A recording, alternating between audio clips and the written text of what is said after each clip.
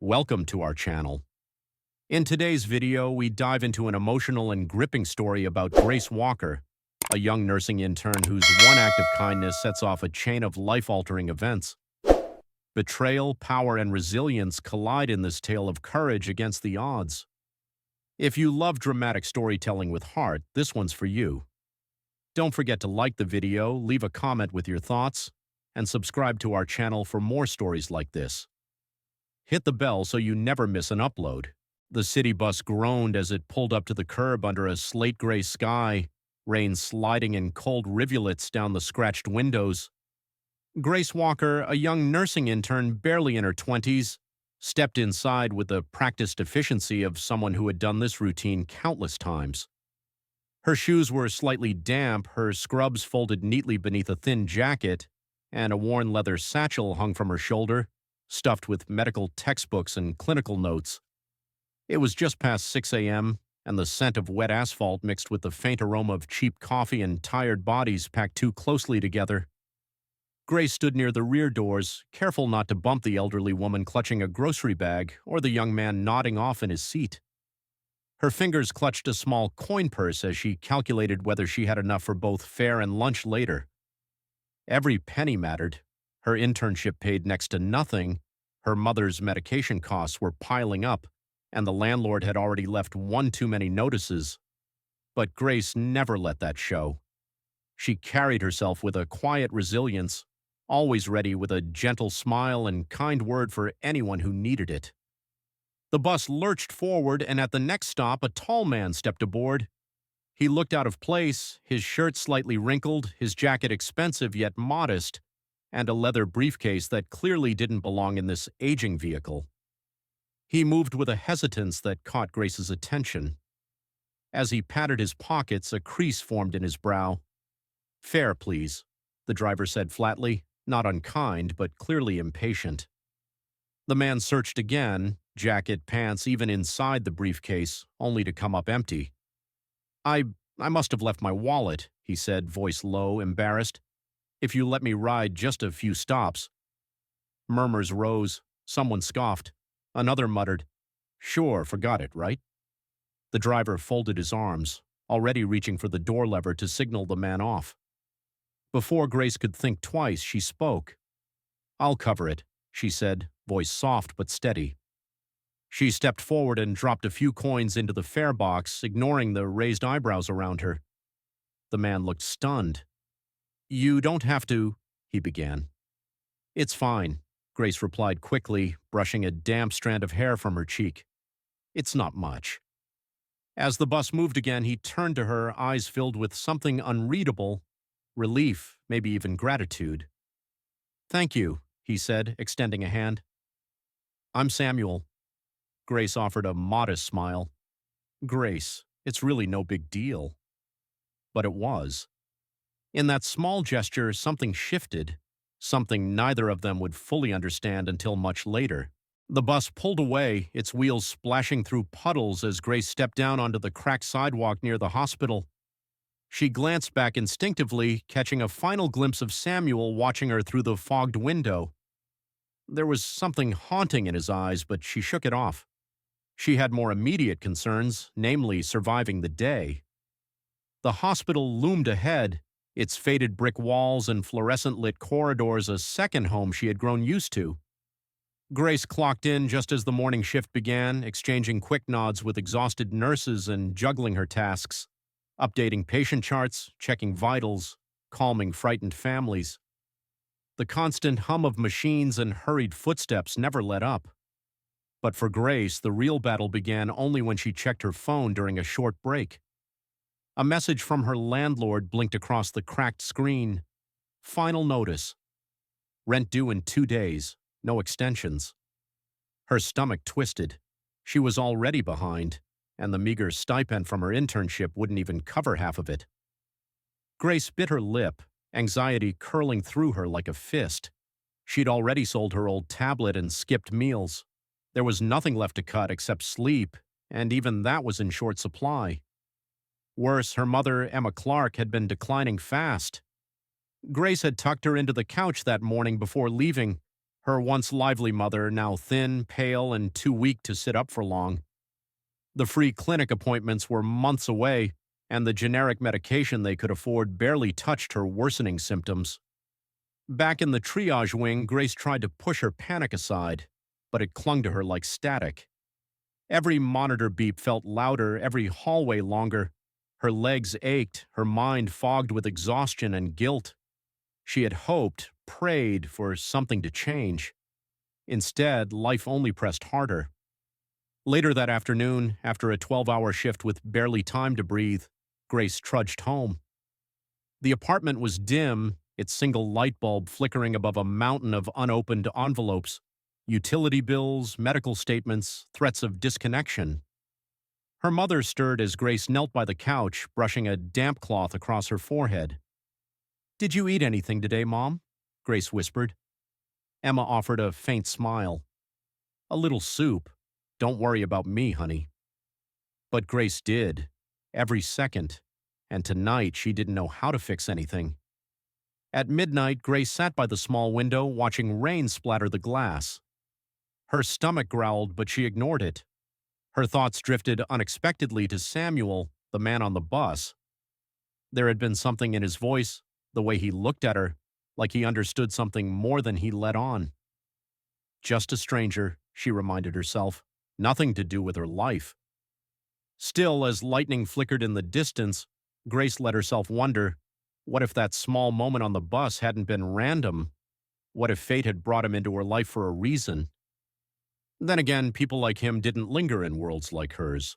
The hospital lobby buzzed with the usual chaos, patients arguing at reception, nurses dashing past with clipboards, the sharp smell of antiseptic clinging to every surface. Grace moved through it all like a ghost, her exhaustion wrapped tightly around her. She hadn't slept properly in days, not since the rent deadline loomed closer and her mother's cough worsened. Her only focus was survival, no time for daydreams or fleeting memories of strangers on buses. But fate had other plans. As she reached the glass doors to head out for her short lunch break, they swung open, and there he was. Grace froze. The man who had once stood nervously on a rainy bus, searching empty pockets, now looked like he'd stepped off the cover of a business magazine. His posture was confident, his tailored suit flawless, his eyes sharp but gentle. "Samuel," she blurted, barely believing her eyes. He smiled, and it wasn't the charming grin of someone used to admiration. It was sincere, warm, disarming. "I was hoping I'd find you here," he said, stepping aside to let someone pass. "Didn't mean to startle you." Grace's heart thudded painfully in her chest. She could feel the stares of nearby nurses, whispers already forming. Why was a man like that, clearly powerful, clearly wealthy, looking for an exhausted intern in rumpled scrubs? "I didn't expect to see you again," she said, voice low. "I told you I'd pay you back," he replied gently, hands tucked into his coat pockets. "But more than that, I wanted to thank you properly." She swallowed hard, her instincts warring. Part of her wanted to run, the other part was frozen with curiosity. "You really didn't have to come here," she said, glancing around uncomfortably. "It was just a bus fare." "But it wasn't," he said, his voice suddenly quieter. "You helped me without knowing who I was, without expecting anything. That doesn't happen often in my world." She blinked. "Your world." Samuel exhaled, almost as if he didn't want to say it aloud. Samuel Harris, CEO of Harris and Company. Grace's breath caught. The name echoed in news segments, headlines, real estate, tech, philanthropy. Her legs felt weak. Before she could react further, her phone buzzed. A text from the landlord. One word. "Tomorrow." Her expression faltered, and Samuel noticed. "Everything okay?" he asked, concern creasing his brow. She quickly tucked the phone away. "Just life." A nurse called her name from down the hall. "Walker, we need you in pediatrics." "I have to go," Grace said, already backing away. "Thank you for stopping by." Samuel nodded slowly but didn't press. As she turned and hurried toward the ward, she could feel his gaze lingering. Her heart raced. This man had found her. This man was offering kindness with no clear motive. But why her? As the elevator doors closed behind her, Grace leaned against the wall, hands trembling. She didn't know whether to feel grateful, frightened, or both. Whatever this was, it had just begun. Grace sat in the staff lounge, her back pressed against the cold metal locker, hands trembling around a paper cup of lukewarm water. The encounter replayed in her mind on loop. Samuel Harris, the stranger from the bus, now revealed as a powerful CEO, standing in her hospital like he belonged there, and somehow he had come looking for her. Why? He hadn't asked for anything, just offered thanks. But it didn't make sense. Men like him didn't notice women like her. Not in that way, not in any way. Her break ended before she could fully gather her thoughts. She returned to her rounds, but the day passed in a haze. Her concentration wavered, her chest tightened every time her phone buzzed.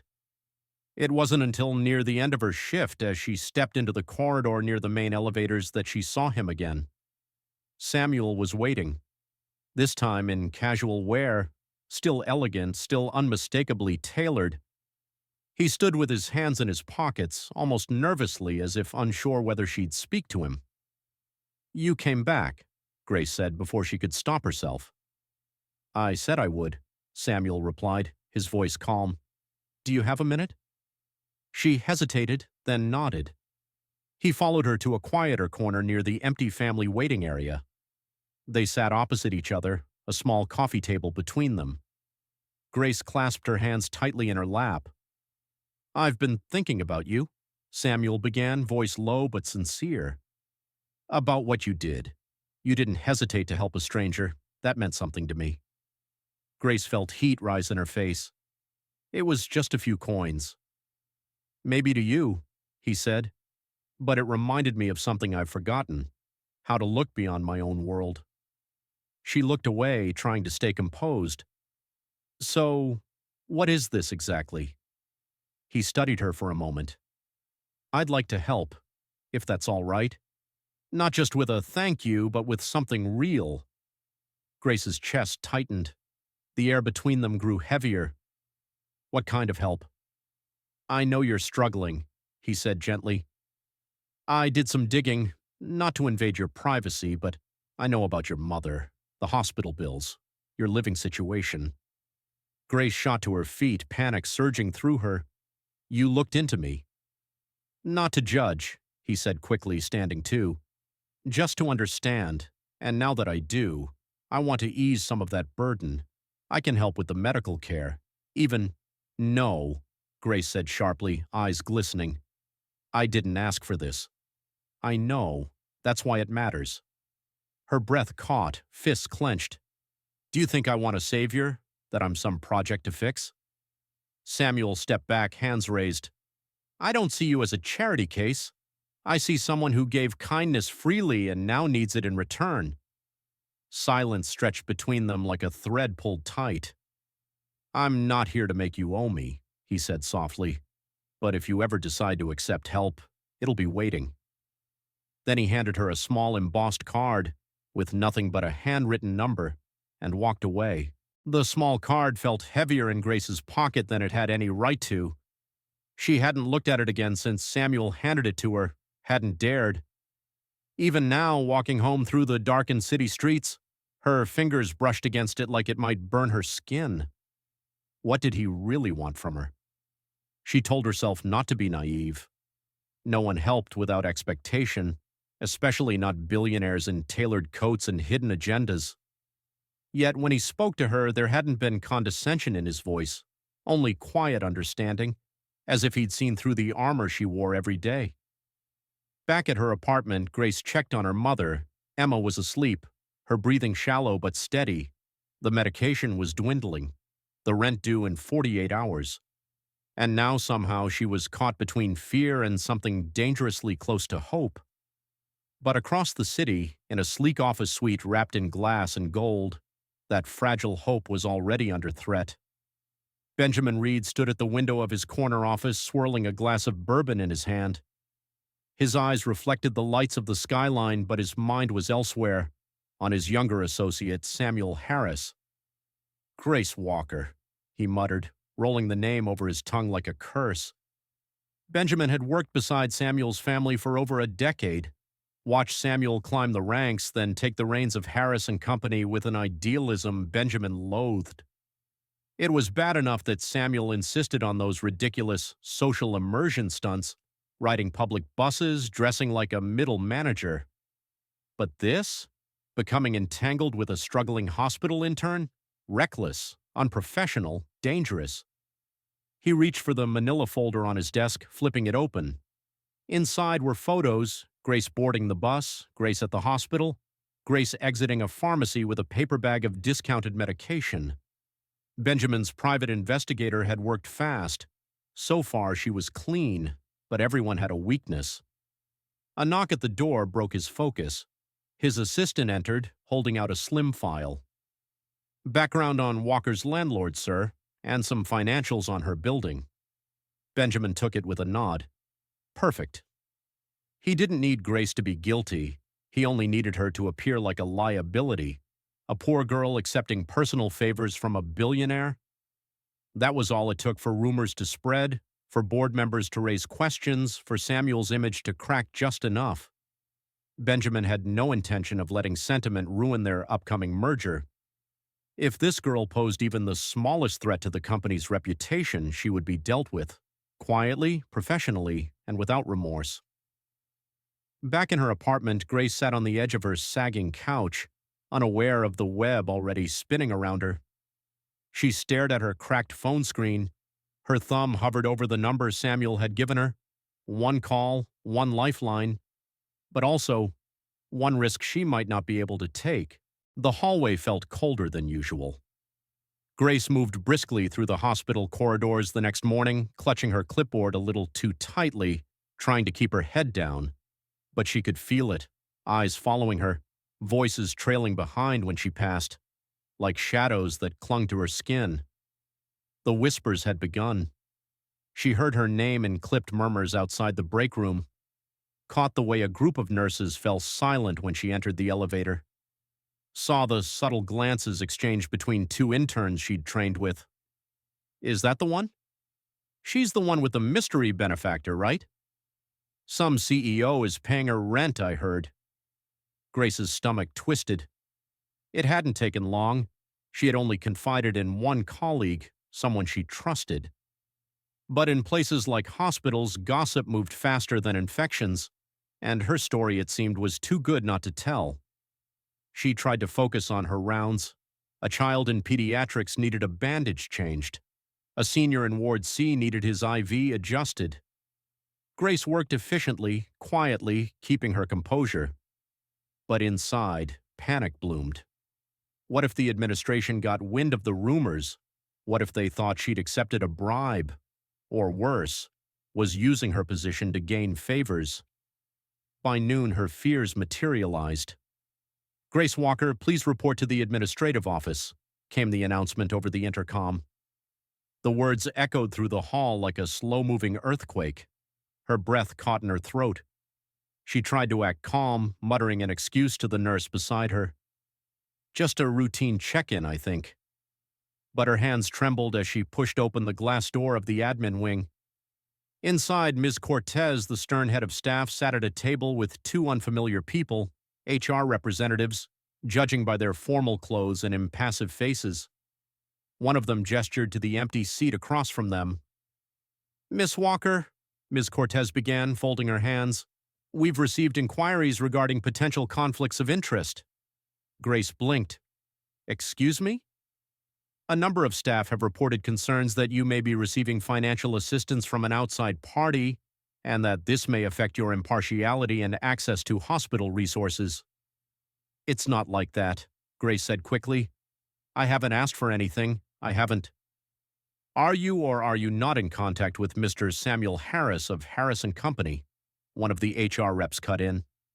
Her heart pounded. "He offered help for my mother's medical treatment, that's all." A beat of silence. "And who facilitated this connection?" "I met him on a bus," Grace whispered. I paid his fare. That's all it was. The room remained quiet, but the judgment was louder than any words. Grace's pulse rang in her ears. She wasn't sure if they believed her. She wasn't even sure if they wanted to. "Thank you, Miss Walker. We'll review your case." She left the room numb. Somewhere behind those walls, her future was already being decided. The rain was relentless that evening, falling in icy sheets that soaked through Grace's thin jacket as she stepped off the bus. Her legs felt like lead, every step heavier than the last. She barely noticed the familiar broken sidewalk or the flickering street lamp near her apartment complex. All she could think about was the meeting, those cold eyes across the table, the veiled accusations, the feeling of being trapped. She was still shaking by the time she reached her apartment door. Inside, the lights were dim. Her mother, Emma, was curled on the couch beneath a pile of blankets, coughing softly in her sleep. The room smelled faintly of soup and medication. The hum of the radiator stuttered like it might give out any moment. Grace sank into the worn kitchen chair, pulling her soaked shoes off with trembling hands. She had thought she could handle it, the stress, the judgment, the weight of it all. But then her phone vibrated. A message from the landlord. "Final warning. If payment isn't received by tomorrow night, eviction proceedings begin." Grace stared at the screen, heart pounding. She'd known this was coming. Still, seeing the words in bold black text was like a slap to the face. She reached for her wallet on instinct, empty save for 2 crumpled dollar bills and an expired bus pass. Tears welled up in her eyes. There was no emergency fund, no one to borrow from, no second job she could squeeze into her impossible schedule. The hospital might suspend her for ethics review, her internship hanging by a thread. Her mother's condition was stabilizing, yes, but one wrong move, one cold night without a roof, and it could all spiral again. Her gaze shifted to her satchel, where a small embossed card still sat in the side pocket. Samuel's number. She had promised herself she wouldn't use it. She wasn't that kind of girl. But tonight she was out of options. With shaking hands, she unlocked her phone and pulled up the number. Her thumb hovered over the screen. Her pride screamed at her to stop. But her mother's soft coughing from the couch made the decision for her. Bad news about rent. Might be evicted tomorrow. Didn't know who else to turn to. She stared at the message, horrified by how vulnerable it made her feel. Then she hit send. Seconds later, regret surged through her. She turned off the phone, not ready for whatever response might come. But across the city, in a penthouse bathed in glass and shadows, Samuel Harris was reading that message, his expression shifting from concern to urgency. Without hesitation, he reached for his phone, dialing Grace's number. Her world was falling apart, and now she had done the one thing she swore she wouldn't. She had let him in. Grace hadn't meant to fall asleep. But sometime after the message was sent and the rain tapped rhythmically against the window, exhaustion claimed her. She lay curled on the couch, still in her scrubs, one arm draped protectively over her satchel, as if shielding her remaining dignity from the world. When she awoke, the apartment was quiet. Too quiet. The kind of quiet that made the heart race. She reached for her phone, expecting more landlord threats or silence from Samuel, but instead a new message blinked on the screen. "Handled. You won't be evicted. Get some rest. S." Grace sat up, her breath caught somewhere between shock and disbelief. Her first instinct was panic. What had he done? Paid the rent? Confronted the landlord? How? Why? Before she could spiral, the door buzzed downstairs. She froze. A delivery? Another warning? She buzzed the door open cautiously and waited. Moments later, a courier handed her a sealed envelope. No sender name, no company logo. Inside, an official rental receipt marked, "Paid in full, next 2 months covered." She sank into the couch, her hands trembling. He had done it. Samuel Harris had crossed the invisible line she'd begged him not to, and now everything would change. Across town, Samuel leaned back in his office chair, eyes fixed on the rain slicing down the tall windows of his penthouse. He'd done what he knew was right. Grace needed help, real, immediate help, and he had the means to provide it. But a knot still twisted in his gut, because he also knew that someone else would see this gesture very differently, someone like Benjamin Reed, and he was right. That same evening, Benjamin sat in a sleek, low-lit lounge sipping whiskey like it was ritual. Across from him, Grace's landlord flipped nervously through a copy of the receipt Samuel had arranged. "This came in from a corporate account," the landlord mumbled. "Didn't question it. I mean, it's money." Benjamin gave a polite smile that didn't reach his eyes. "Of course. But let's be clear. We just want transparency. If anyone asks, you'll tell them a benefactor from Harris and Company intervened without her request, yes?" The landlord nodded, uncertain. "I guess so, but what's this really about?" Benjamin folded his hands. "It's about perception, public image, and protecting someone from making a very expensive mistake." Later that night, Benjamin opened a private email server and uploaded the transaction records, Grace's hospital file, and a curated timeline. He titled the folder, Conflict of Interest, Internal Review. Just in case. Back in her apartment, Grace sat motionless, staring at the envelope on her table. She knew kindness like Samuel's came with a cost, even if it wasn't asked for. And deep down, she feared that somewhere, someone was already preparing to collect it. Grace stood frozen in front of the staff bulletin board, her eyes locked on a single line typed in bold. "Intern Grace Walker, please report to administrative office at 2 p.m. for formal review." Her throat went dry. The letters blurred slightly, but she couldn't blame tears. She hadn't cried. Not yet. She'd known something was coming. Ever since the whispers began, ever since Samuel's help arrived like a life raft in a storm, too sudden, too noticeable, too public. She glanced around the hallway. A few nurses avoided her eyes. Others offered sympathetic half smiles that only made her stomach twist. It wasn't sympathy she needed. It was air, time, a way out. But there was none. At exactly 2 p.m., she sat across from a long table of stiff faces, hospital administrators, legal representatives, and the HR manager. No Ms. Cortez this time. This had moved past the realm of workplace gossip. This was serious. A folder lay open in front of the lead administrator, her name printed on the tab. Inside were printed emails, digital records, photos, and financial statements. It was worse than she thought. "We've been made aware," the administrator began coldly, "of your recent financial arrangements with Mr. Samuel Harris, CEO of Harris and Company." "I didn't make arrangements," Grace said quickly, hands shaking in her lap. "He helped my mother, that's all." The man adjusted his glasses. "Did you request this help?" "No." Her voice cracked. "I didn't even know who he was at first." "Yet he paid your rent." Grace hesitated, then nodded. "Yes, but I didn't ask him to." "And the timing of these payments, immediately following your internship assignment to the Redwood Expansion Project, has raised questions of conflict of interest." "What?" No, I had no control over that assignment." "But he does," someone else murmured from the far end of the table. Grace's chest constricted. "He helped me because I helped him once, on a bus. I didn't know who he was. I didn't know anything. She broke off, realizing how desperate it all sounded. "He just wanted to return a kindness." "And you didn't think to disclose any of this to your supervisor?" "I was afraid," Grace whispered. "I thought people would assume I was using him." The silence that followed was worse than shouting. Finally, the administrator closed the folder. "Effective immediately, your internship is placed under suspension pending further investigation.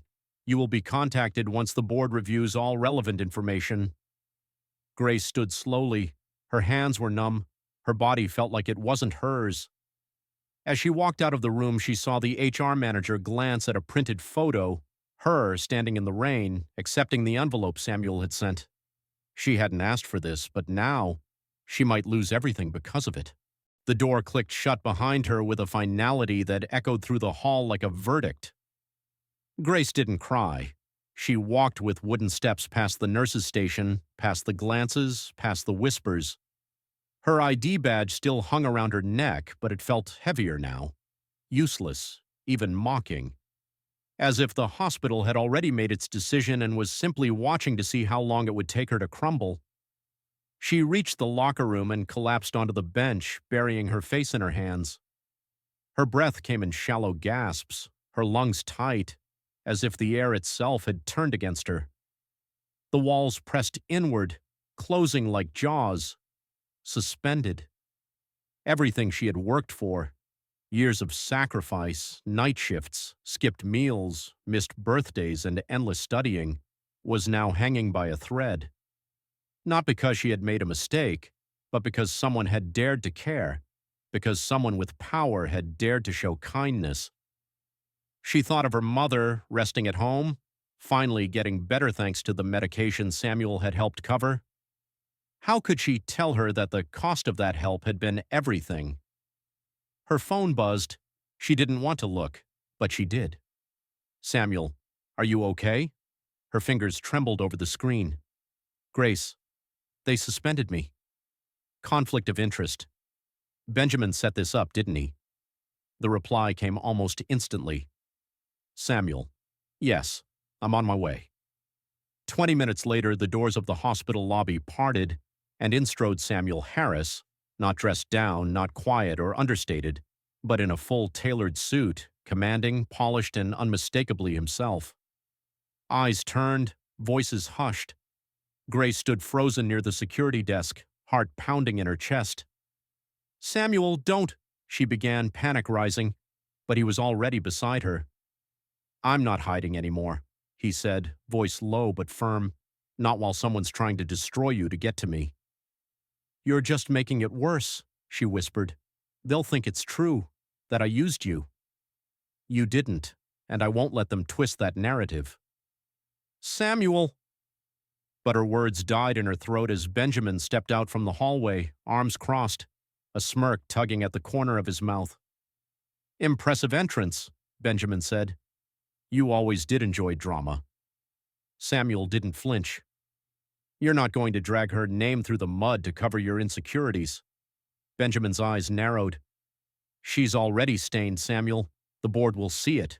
The media will eat it alive. Then I'll go public first, Samuel said calmly. I'll tell the story myself. All of it. The truth, Benjamin's expression faltered for the first time. You'd risk the company's image. For her? I'd risk everything, Samuel said, his voice like steel, for someone who gave without ever asking for anything in return. And in that moment, Grace knew. The fight wasn't over, but at last, she wasn't fighting alone. The elevator doors closed with a soft whoosh, silencing the chaos of the lobby. Grace leaned against the mirrored wall, her pulse still thudding in her ears. Across from her, Samuel stood calm and composed, but his jaw was clenched, his silence not born of peace, but fury. Neither of them spoke. Not until the doors opened onto the top floor of the Harris & Company building, Samuel's private domain. The contrast was jarring. Where Grace came from flickering lights and chipped paint, here there were marble floors, warm lighting, and the distant hum of a city that bent to his command. He led her into his office and shut the door gently behind them.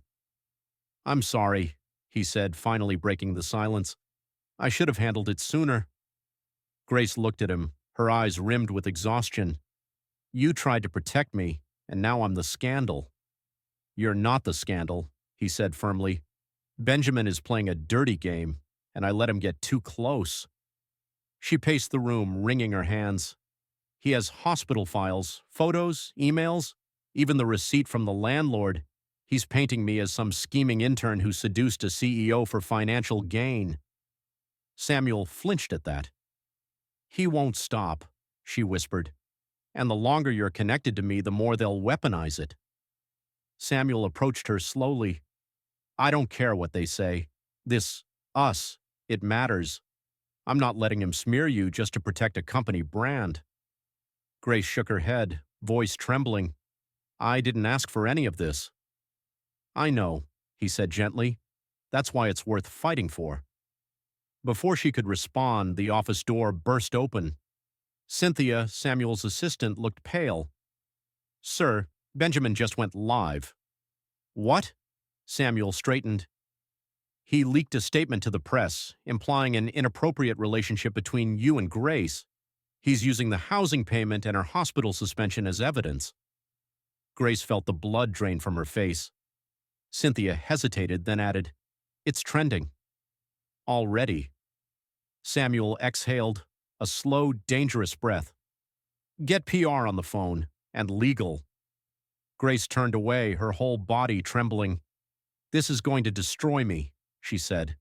"My career, my reputation, everything I've worked for." Samuel stepped closer, his voice low and resolute. "Not if I speak first. Not if we do." Grace blinked at him. "You'd risk your name for me?" "I already did," he said, "and I'll do it again." Their eyes locked. Two people from opposite worlds, now standing on the same battlefield. Outside, the storm Benjamin had unleashed was gaining momentum, but inside that office something stronger was rising: resolve and love, born not from fairy tales, but from fire. Grace stood in the center of Samuel's apartment, the skyline glowing behind her like a restless sea of judgment. Her phone buzzed nonstop: calls, texts, social media notifications. News outlets had picked up the story. Her face, once anonymous, now filled headlines like "Intern or Insider" and "CEO's Quiet Affair Goes Public." She hadn't even left the apartment in 2 days. The worst part wasn't the lies, it was the silence from the hospital. No updates, no defense, just a chilling void, as though they were already preparing to cut her loose to protect themselves. "I never wanted to be anyone's headline," she said softly, her voice barely audible over the hum of the city. Samuel, seated on the arm of the couch, looked up. "You're not. You're a person, not a scandal." "Tell that to the world," she whispered. "They don't see the late shifts, the skipped meals, the nights I watched my mother struggle to breathe while I prayed the power wouldn't get cut." He stood, walked toward her. "Then let's show them the truth." Grace shook her head. "You don't get it, Samuel. You have a voice. I'm just an intern who got too close to someone too powerful. They'll twist everything I say." "You're more than that," he said. "You changed my life, Grace. You reminded me that compassion isn't a weakness, it's a strength." She looked at him, something breaking in her chest. "But what if they don't care?" "Then we keep going, one step at a time."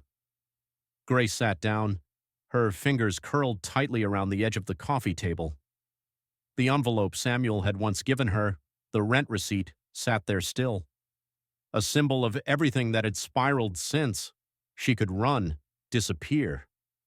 Let the media cycle forget her in a few weeks. Let Samuel clean up the mess and go back to his gleaming boardrooms and pristine image. Or she could choose to stay, to speak, to stand, even if her knees trembled. She drew in a breath. "I'll do it," she said. "A statement, but only if it's mine, my words, my truth." Samuel nodded, something proud flickering in his eyes. "Yours, always." The press conference was small. Grace stood beside Samuel, not behind him. Her voice wavered at first, but grew steadier with each word. She told the story: the bus, the kindness, the cost of caring. Not polished, not perfect, just real. The aftermath was mixed. Some still believed the worst. Others saw the truth, but that didn't matter as much anymore, because Grace had chosen to fight. She returned home that night not with certainty, but with clarity. Her internship was still under review, the future still uncertain, but her mother's breathing was stronger, her heart lighter. And Samuel. He waited for her outside the hospital the next morning, coffee in hand, eyes warm with something unspoken. Maybe they'd face more storms, but for now the lesson was clear. Kindness may not always come without consequences, but neither does courage. And Grace Walker was finally learning both.